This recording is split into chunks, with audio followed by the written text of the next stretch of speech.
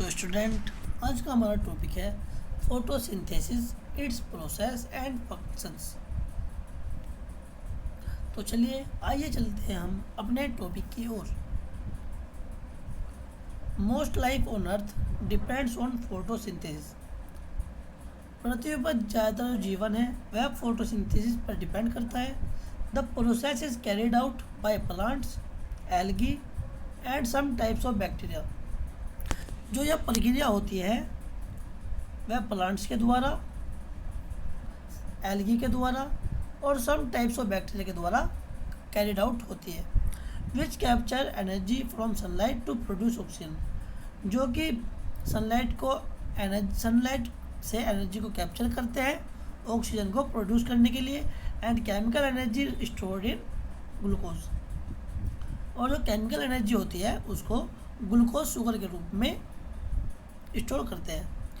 Herbivores then obtain this energy by eating plants.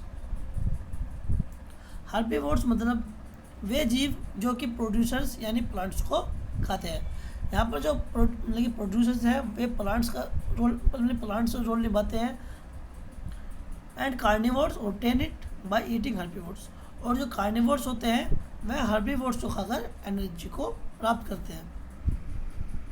अब बात करते हैं कि जो वाटर है, कार्बन डाइऑक्साइड है, ऑक्सीजन है और सनलाइट है वह हमें कहाँ से प्राप्त होती है, इनके क्या सोर्सेज हैं। तो जो वाटर है वह हमें सोइल से प्राप्त होता है, जिसको प्लांट्स रूट्स के द्वारा एब्जॉर्ब करके ऊपर खींचता है। और जो कार्बन डाइऑक्साइड और ऑक्सीजन है, जो कार्बन डाइऑक्साइड है वो एटमॉस्फेयर से प्राप्त होती है, और जो ऑक्सीजन है वह हमें प्लांट्स के द्वारा प्राप्त होती है। और जो सनलाइट होती है उसका जो मुख्य स्रोत होता है वह होता है सन। किसी भी इकोसिस्टम में जो सन है वह एनर्जी का मुख्य स्रोत होता है। The process. अब बात करते हैं फोटोसिंथेसिस प्रोसेस की, कि फोटोसिंथेसिस की प्रोसेस कैसे काम करती है। During photosynthesis plants take carbon dioxide and water from the air and soil.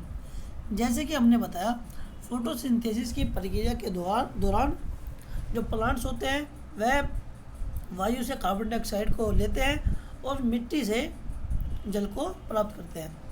With in the plant cell के अंदर the water is oxidized, meaning it loses electron. Plant cell के अंदर जब वाटर ऑक्सीडाइज होता है मतलब कि जब वह अपने इलेक्ट्रॉन खो देता है। ऑक्सीडाइज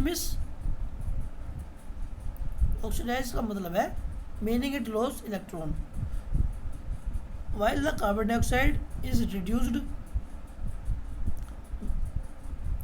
जब कार्बन डाइऑक्साइड रिड्यूस होती है मतलब मीनिंग इट गेन इलेक्ट्रॉन, और जब कार्बन डाइऑक्साइड रिड्यूस होती है तो इसका मतलब है कि यह इलेक्ट्रॉन को गेन कर रहा है, प्राप्त कर रहा है। This transform the water into oxygen. यह जो ट्रांसफॉर्म होता है यह वाटर को ऑक्सीजन में चेंज कर देता है। And the carbon dioxide into glucose. और कार्बन डाइऑक्साइड CO2 को ग्लूकोज में ट्रांसफॉर्म कर देता है। The plant then releases oxygen back into the air. और उसके बाद जो पौधे होते हैं वह हवा में ऑक्सीजन को वापस भेज देते हैं। And store energy with in the glucose molecules. और जो एनर्जी होती है उसको ग्लूकोज मॉलिक्यूल्स के रूप में स्टोर कर लेते हैं। अब जो यह प्रोसेस है इसको हम रिएक्शन के थ्रू समझेंगे। तो यह रिएक्शन क्या कहती है कि जो 6 CO2 होते हैं वह 12 H2O मॉलिक्यूल के साथ सन, लाइट और क्लोरोफिल की प्रेजेंस में जब रिएक्शन करते हैं तो एक से 6 H2O6 शुगर का मॉलिक्यूल बनाते हैं, 6 H2O वाटर के मॉलिक्यूल बनाते हैं और 6 ऑक्सीजन के मॉलिक्यूल्स बनाते हैं।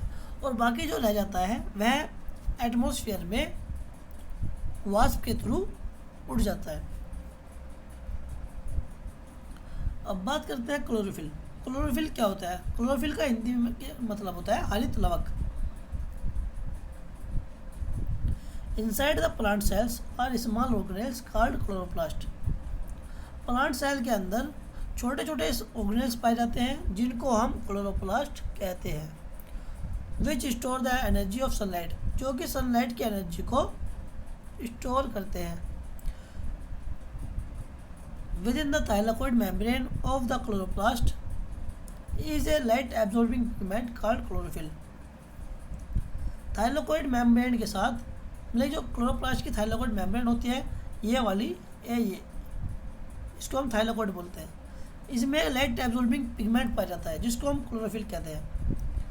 क्लोरोफिल जो है वह थाइलाकोइड मेम्ब्रेन के साथ अटैच होता है, which is responsible for giving the plant it's green colour, जो कि पौधों को ग्रीन कलर, मतलब कि हम ये सोचते हैं ना कि जो प्लांट्स है वह हरे क्यों होते हैं, तो वे क्लोरोफिल के ही कारण होते हैं। During photosynthesis chlorophyll absorb energy from blue and red light waves. Photosynthesis की प्रक्रिया के दौरान जो क्लोरोफिल होता है वह ब्लू और मतलब कि नीली और लाल रंग की जो तरंगे होती है प्रकाश की, उनके द्वारा एनर्जी को एब्जॉर्ब करते हैं and reflect green light waves making the plant appear green. और ग्रीन लाइट जो तरंगे होती है उनको रिफ्लेक्ट करता है ताकि जो प्लांट्स होता है वह हमें हरा दिखाई दे। ये क्लोरोप्लास्ट की स्ट्रक्चर है।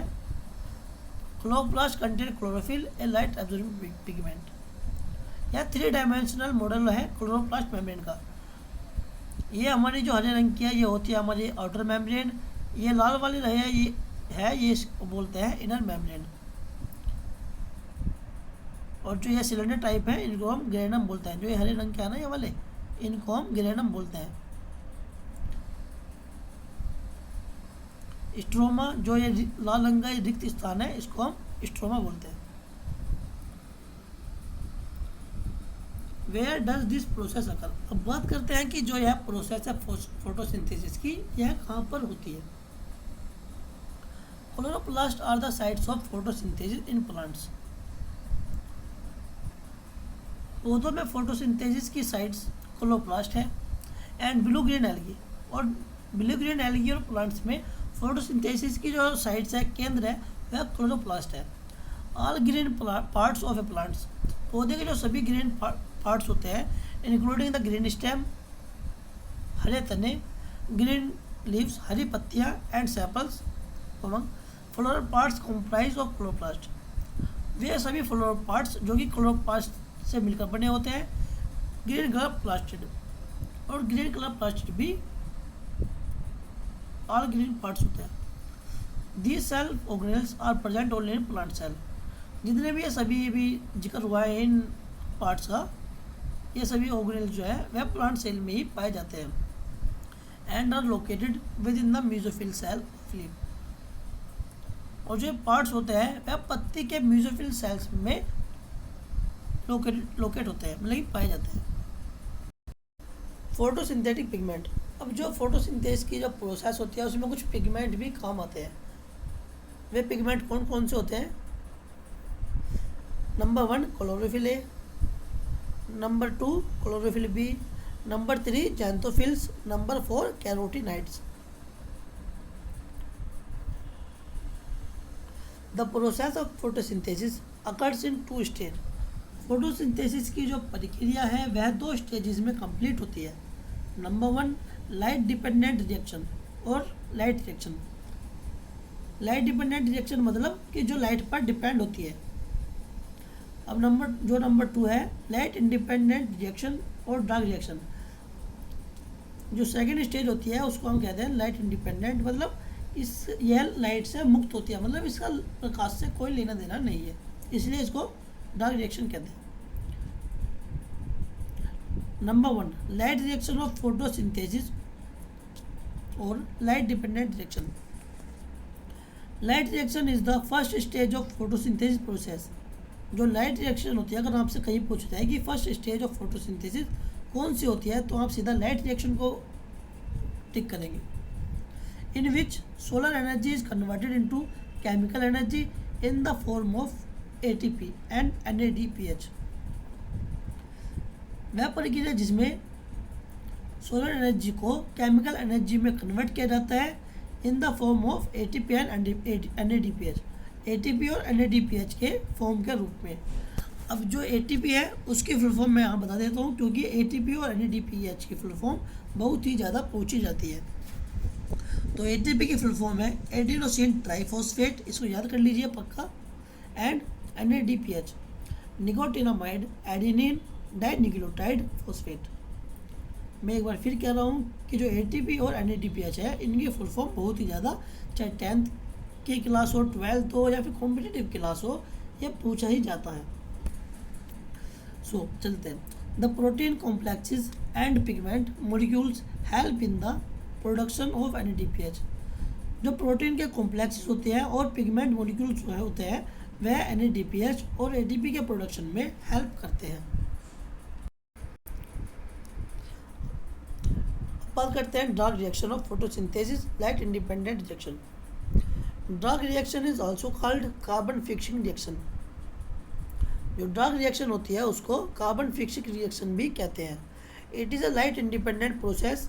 यह प्रकाश मुक्त प्रोसेस होती है, मतलब प्रकाश से कोई लेना देना नहीं होता है। In which sugar molecules are formed from the carbon dioxide and water molecules.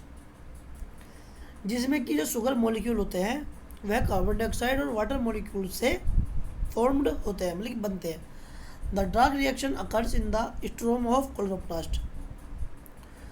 जो ड्रग रिएक्शन होती है वह क्लोरोप्लास्ट के स्ट्रोमा में पाई जाती है, where they utilize the products of light reaction. अगर आपसे पूछा जाए कि जो ड्रग रिएक्शन है वह कहाँ पर पाई जाती है, तो हम स्ट्रोमा पर क्लिक करेंगे। या फिर क्लोरोप्लास्ट भी आ सकता है, लेकिन ज़्यादातर ये पूछा जाता है कि स्ट्रोमा ऑफ क्लोरोप्लास्ट ही आएगा शायद, mostly. Where they utilize the product of the light reaction, जहाँ वे प्रकाश लाइट रिएक्शन की प्रोडक्ट्स को यूटिलाइज करते हैं। It occurs more than rapidly in night. जो डार्क रिएक्शन होती है, जैसे कि नाम से पता चल रहा है डार्क अंधेरा, तो जो यह रिएक्शन है वह अंधेरे में ही ज़्यादातर मतलब ज़्यादा तेज़ी से पाई जाती है। Occurs more than rapidly in night. Importance of photosynthesis. अब बात करते हैं फोटोसिंथेसिस की इम्पोर्टेंस के बारे में, महत्व के बारे में। Photosynthesis is essential for the existence of life on अर्थ। जो फोटोसिंथेसिस की प्रक्रिया है पृथ्वी पर सभी जीवन के अस्तित्व के लिए बहुत ही ज़्यादा आवश्यक है। For the existence of life on earth. It serves a crucial role in food chain. यह फूड चेन में बहुत ही ज़्यादा महत्वपूर्ण भूमिका निभाता है। The plants create their food using this process. जो प्लांट्स होते हैं वे अपना भोजन इसी प्रक्रिया के दौरान बनाते हैं या इसी प्रक्रिया से बनाते हैं। Thereby the forming the primary producers. खाना बनाने के कारण ही प्लांट्स को प्राइमरी प्रोड्यूसर्स कहा जाता है। Photosynthesis is also responsible for the production of oxygen. Photosynthesis की प्रक्रिया ही ऑक्सीजन के प्रोडक्शन के लिए रेस्पॉन्सिबल होती है, which is needed bye most organism for their survival. जो कि पृथ्वी पर सभी ऑर्गेनिज्म होते हैं, लेकिन सजीव होते हैं, उनको जीने के लिए ऑक्सीजन की आवश्यकता होती है। तो यहाँ हमारा ये टॉपिक ख़त्म होता है और नेक्स्ट पार्ट में हम जो इसके महत्वपूर्ण जो क्वेश्चन है मैं आपको वो बता दूंगा। तो अगर आपको ये हमारा चैनल अच्छा लगे तो please like, share and subscribe. जुड़े रहिए हमारे साथ और भी इसी तरह के टॉपिक के लिए।